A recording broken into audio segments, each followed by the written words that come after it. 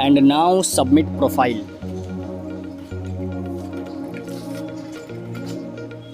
Guys देखते हैं क्या ये अप्रूव होता है या फिर नहीं होता है। तो गाइस देख सकते हो, congratulation, you are now part of Upwork. तो ये जो प्रोफाइल है वो सबमिट हो चुका है गाइस, देख सकते हो अप्रूव हो चुका है।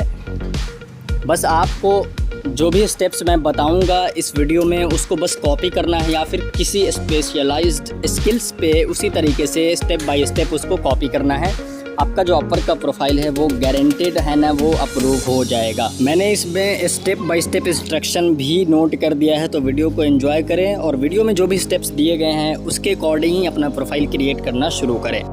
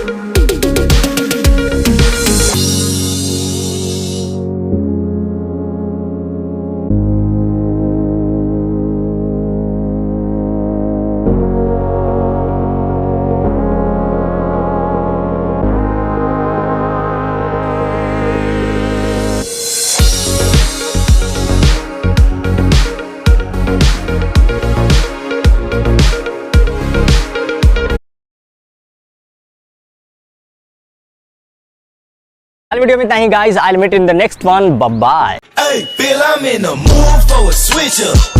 I hit the function, hit the rose till I hiccup. I hit the stage and leave with money that's a sticker.